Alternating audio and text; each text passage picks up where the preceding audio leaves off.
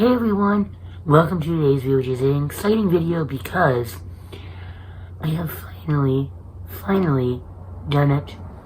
AKA, I have finally finished Midnight Sun, the technical fifth book in the series, AKA the retelling of the events of Twilight through Edward's perspective. So I'm going to give you my thoughts and impressions on this. But please be warned, it will be spoilery. So you have been warned if you haven't read this book or you haven't read the series. I will be talking about things that happen within this book. So this is your chance now to leave if you don't want to be spoiled. So yes, I just finished this the other night. I told myself that I was not going to be carrying this book over into 2021. And then I was going to finish it up by the end of this year. And I did.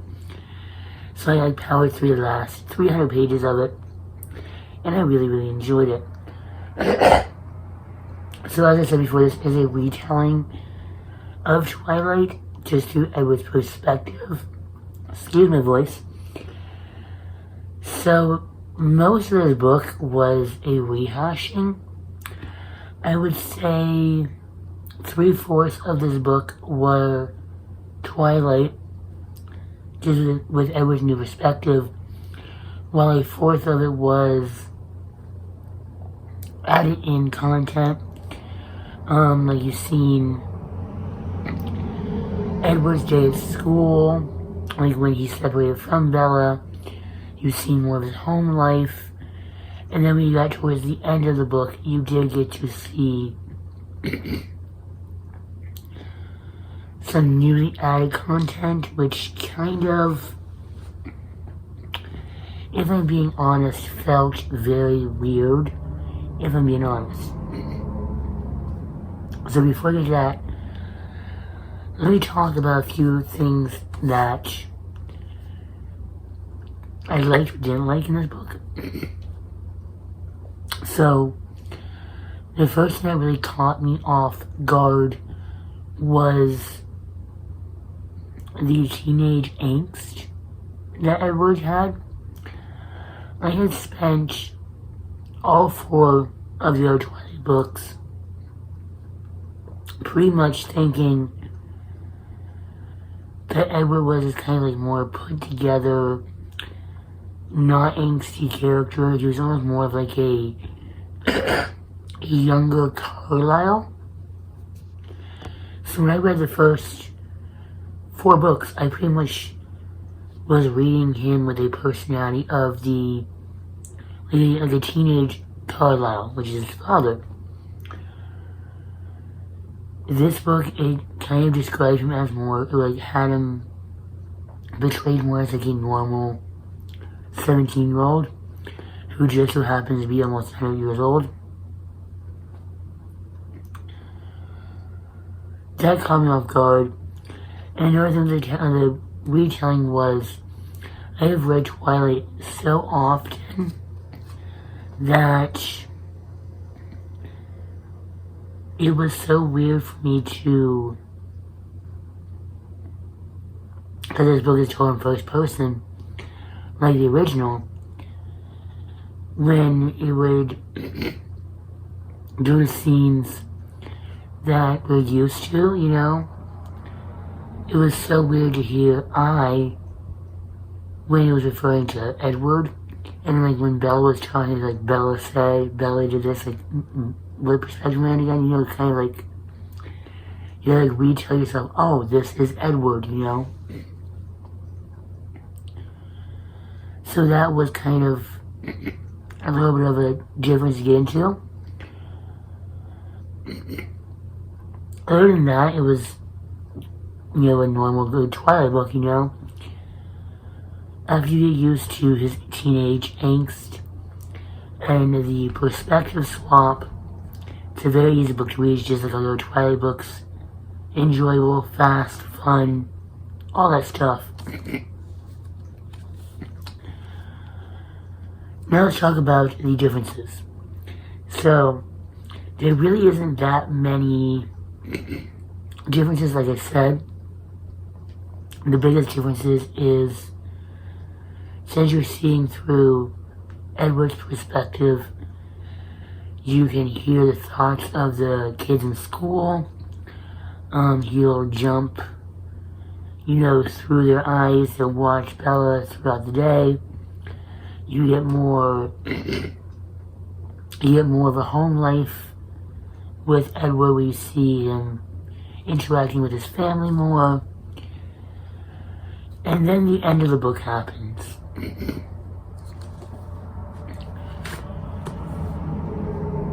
That's what there's something that happens that really, I don't know if I like it or strongly dislike it. And that is, Stephenie Meyer kind of added in a new plot twist to his book. And that plot twist revolves around the Bella James storyline, which you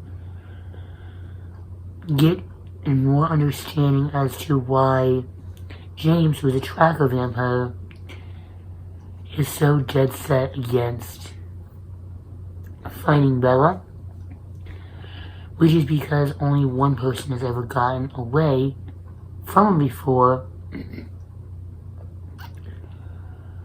and that vampire just so happens to be Alice. And the reason why, from what I understood when reading this, was the reason why she doesn't remember the first, I think 100-some years of her life, was that James had her locked away, and she was locked away in total darkness. So when she said her memories are all blank, all she does see is black, she was actually seeing her memories. For however long she was in captivity, she could not see anything. And then she ended up getting away and became the only one that got away from James.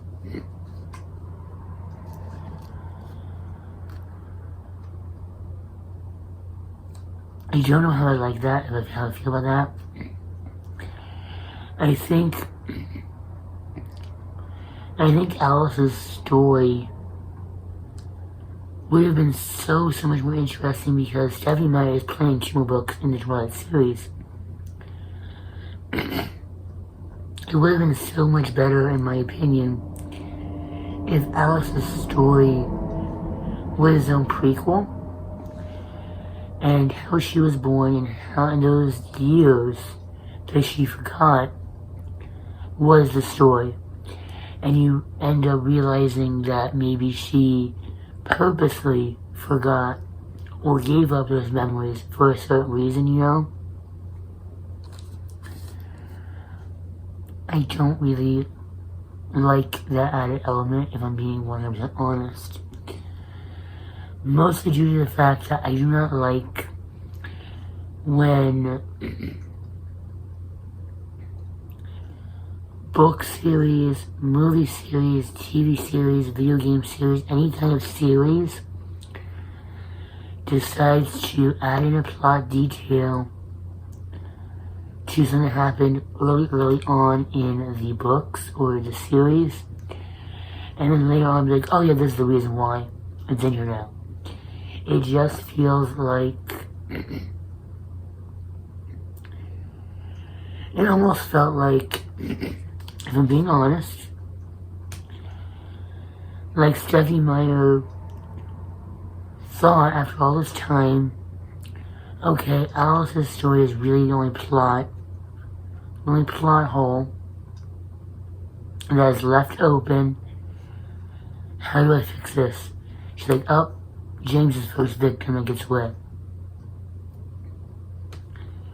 because the 6th and 7th book in the series, from what I've heard from the stories, is going to be Renesmee.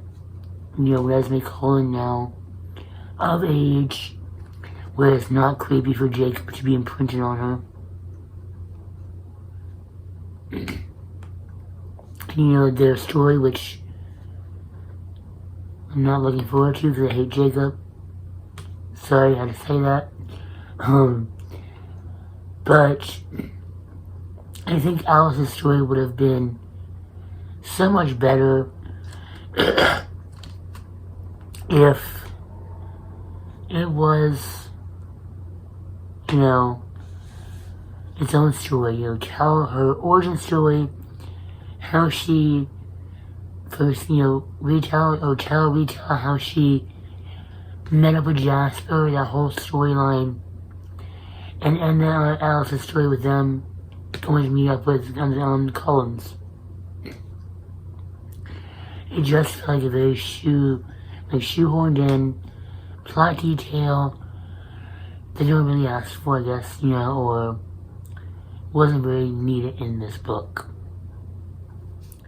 One of the new scenes, though, I'll say I did absolutely love, was after the fight scenes like that in the ballet studio, was Alice's visions of how they were going to do everything, and her sneaking into the hospital, stealing the blood, and throwing herself down the stairs, and Edward describing it as she had too much fun.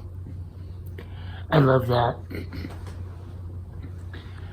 So there was new elements into the book that really were good, and then there are elements in there that I'm just like, maybe that wasn't needed.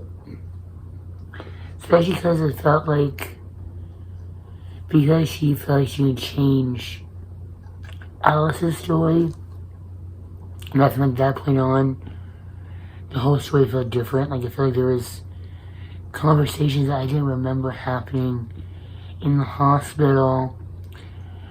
The prom setup was completely different. It's a different feeling than in Twilight. So I didn't really feel like it had the same ending to it. But at the end of the day, I will say, if you're a Twilight fan, you're going to enjoy this book. I ended up giving it a 5 out of 5 stars. I really enjoyed it. Would I say this is a necessary read if you are a fan of the series? Yes and no. If you're a diehard fan like me and a lot of other people, they just can't get enough Twilight, you're gonna want to read this. If you're just an average fan, you enjoyed the books, you're not diehard into them, maybe it's not for you, because it really is not that much added in story as it is. This book is, I think, 658 pages long, and yes,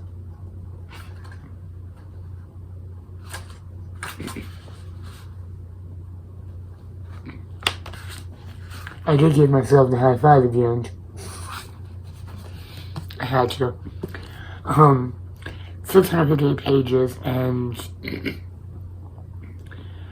maybe 250 of that is new content.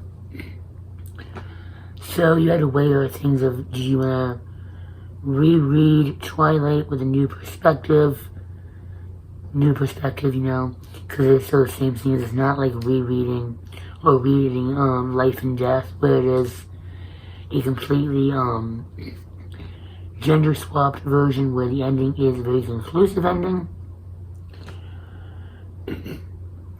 This is basically Twilight seen through Edward's eyes with some new content. So if you're not a super diehard fan, if you just enjoyed the books, maybe go to your local library and pick it up if you can instead, or find a friend who will loan you their copy. But at the end of the day, excuse me, at the end of the day, it is still an enjoyable read. The only reason it took me so many months to read is because I wanted to just kind of nurture the book, take my time. I was enjoying it, so I just wanted to take my time with it. But 2020 is almost over, thank God.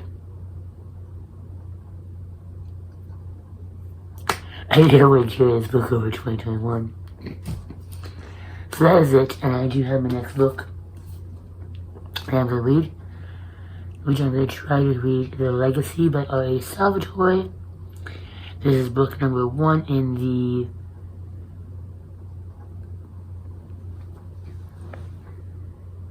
Legacy of the Drow series, which is book number 7 in the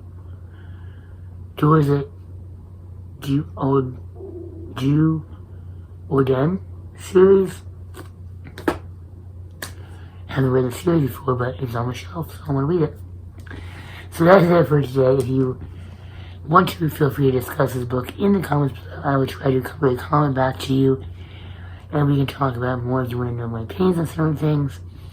Ask them down in the comments below, and I'll try to answer them as fast as I can. I am kind of bad at comments lately, I will admit. But I'll try to get back to them as soon as I can. So until next time, I hope you all have an amazing day. I hope you have an upcoming Christmas. I hope it is an amazing day for you. If not, if you don't celebrate, I hope you have an amazing December 24th and 25th. And until next time, I'll see you guys in the next video.